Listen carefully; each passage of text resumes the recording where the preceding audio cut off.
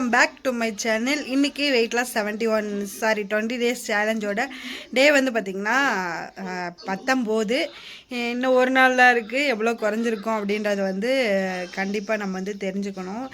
நானும் அவ்வளோதான் இருக்கேன். என்ன இது ரைஸு அதெல்லாம் கம்மி பண்ணணும். ஆனால் வந்து ஏதாவது ஒரு சுச்சுவேஷன் நேற்று கொஞ்சம் தூரம் வந்து ஒரு போகிறதுக்கு 3 கிலோமீட்டர், வரதுக்கு 3 கிலோமீட்டர், மொத்தம் 6 கிலோமீட்டர் நடந்தேன். அதில் நல்லா டயர்டாகிட்டேன். நீ காலையில் எந்திரிச்சதே மணி 7:30 5:30 எந்திரிச்சேன். ஆனால் என்னால் எக்ஸசைஸ் பண்ணவே முடியல சுத்தமாக. கால் வலி ஒரு டயர்டு இருக்குல்ல, இந்த டயர்டாயிடுச்சு. காலையிலத்துக்கு வந்து பார்த்திங்கன்னா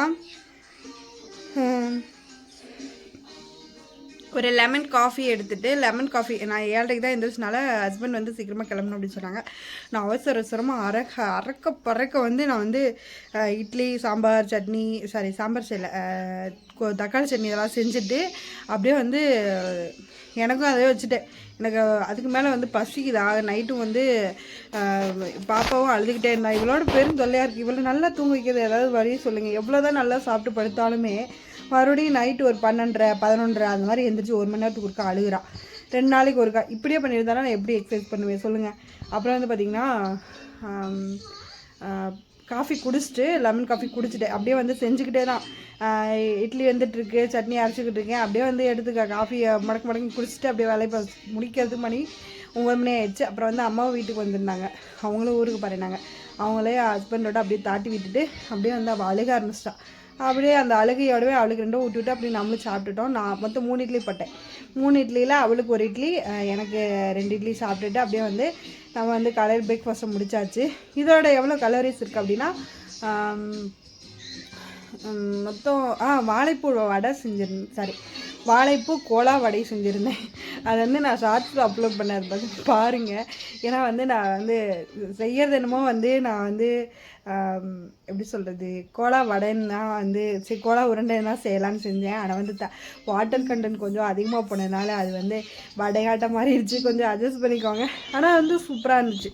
ரெசிபிஸ் வந்து அந்த இன்க்ரீடியன்ஸ் வந்து கரெக்டாக இருக்குது. அந்த தண்ணி கண்டென்ட் தான் கொஞ்சம் அதிகமாக போயிடுச்சு. அப்போ மற்றபடி ஓகே தான். அதில் 2 வடை எடுத்து சாப்பிட்டுட்டு அதோட மொத்த கலோரிஸ் வந்து இட்லி 2 இட்லி, அப்புறம் வந்து வடை, அப்புறம் வந்து தேங்காய் சட்னி, தக்காளி சட்னி இதெல்லாம் சேர்த்து மொத்தம் 450 கலோரிஸ் வந்துச்சு. காலையிலேயே 450 கலோரிஸ் அப்படி வந்து பீட் பண்ணிட்டோம். 1000 கலோரிஸில் மீதி வந்து 660 கலோரிஸ் தான் இருக்கும். 650 கலோரிஸ் தான் இருக்கும் இல்லையா. அது வந்து நம்ம இதில் இந்த பனானாவும் சேர்த்துக்கிறோம். பனானா வந்து ஒரு 110 கலோரிஸ். அப்போ வந்து மீதி எவ்வளோ இருக்கும், மீதி வந்து ஒரு 550 கலோரிஸ் இருக்கும்னு நினைக்கிறேன். இந்த பனானா வந்து 110 கலோரிஸோ ஒரு பனானா. இப்போ வந்து மணி பார்த்திங்கன்னா காலையில் வந்து 11 மணி ஆகுது.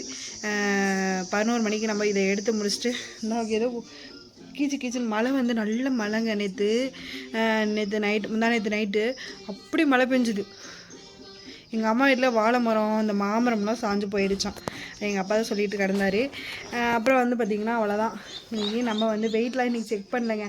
நான் வந்து அவ்வளோ டயர்டில் காலையில் எழுந்திரிச்சு 7:30 தானா எந்திரிச்சு 5:30 எந்திரிச்சு மறுபடியும் போய் படுத்துட்டேன். மறுபடியும் 7:30 எந்திரிச்சு அறக்க பறக்க வேலை செஞ்சுட்டு நான் வந்து வெயிட் செக் பண்ணல. காலையில் தண்ணி கூட குடிக்க ஃபஸ்ட்டு லெமன் காஃபி தான் விரைவில் குடிக்கணும் அப்படின்னு சொல்லிட்டு தண்ணி கூட குடிக்காமல் கடைசியில் எத்தனை மணிக்கு 8:30 தாங்க நான் லெமன் காஃபியை குடித்தேன். வெறுவயத்திலே தான் வேலை செஞ்சுக்கிட்டு இருந்தேன்.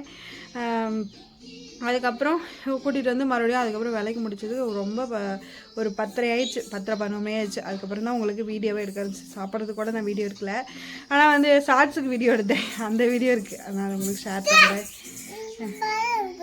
இந்த பனானா வேணுங்கிறாங்க. ஏய் ஹாய் சொல்லிடு. ஹாய். என்ன பார்த்துட்ருக்க?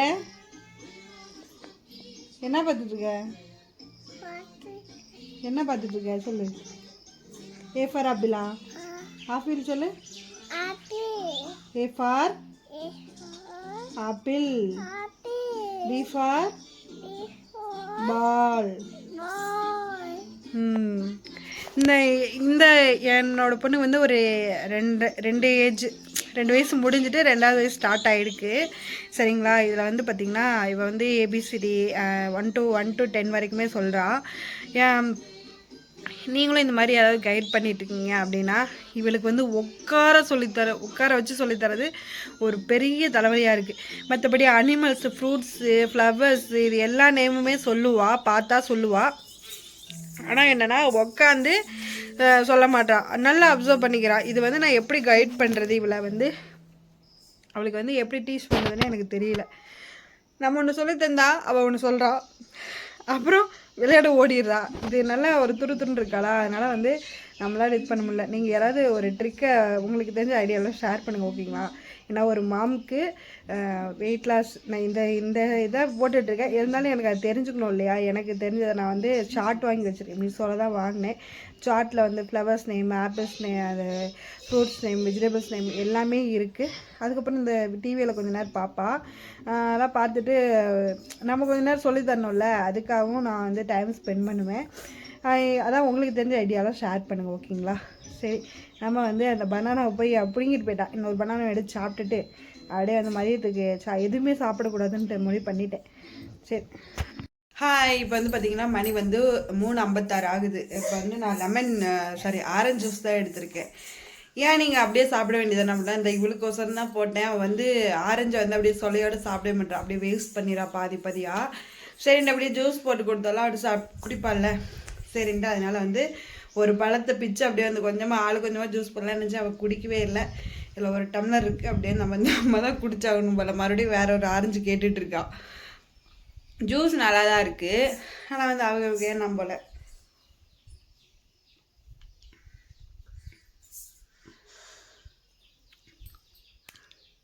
சாரி, நான் இதை சொல்லணும்னு நினச்சேன். இந்த ஆரஞ்சு பழ தோல் இருக்குல்ல, இந்த ஆரஞ்சு பழ தோலை நம்ம காய வச்சு பொடியாக்கி வச்சுக்கலாம்.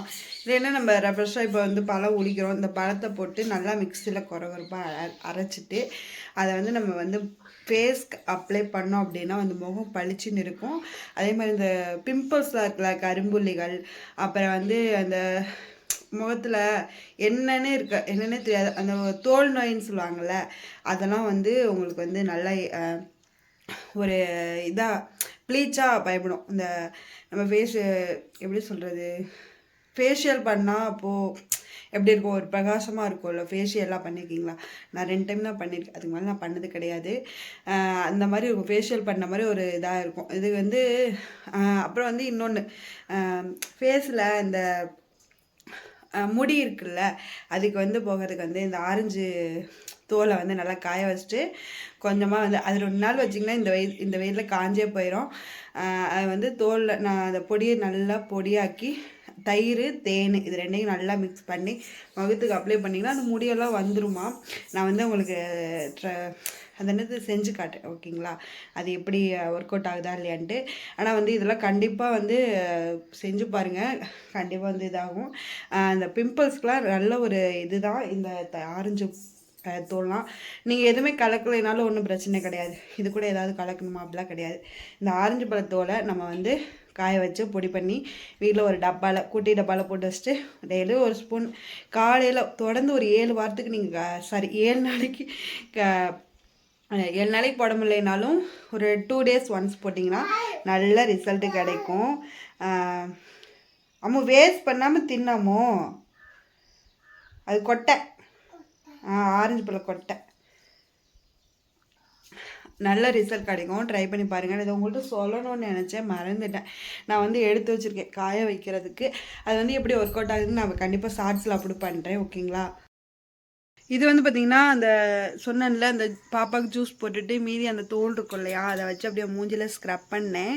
அப்படியே அந்த நல்ல ஷைனிங்காக இருக்குது. உங்களுக்கு வந்து ஃபேஸ் வாஷ் பண்ணிவிட்டு காட்டுறேன். சூப்பராக அந்த ஒர்க் அவுட் ஆகுது.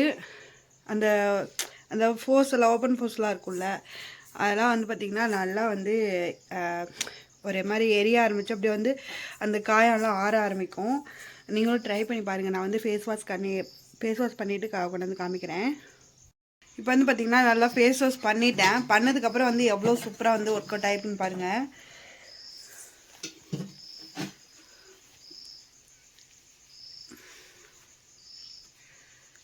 நல்லா வந்து ஒரு பிரைட்னஸ் தெரியுது இல்லையா?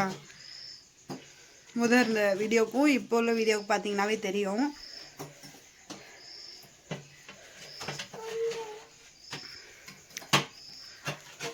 நல்லா வந்து இதாக பிரைட்னஸாக கொண்டு வந்திருக்கு. இப்போ பார்த்திங்கன்னா தெரியும், சூப்பராக இருக்குது. நீங்களும் கண்டிப்பாக ட்ரை பண்ணி பாருங்கள்.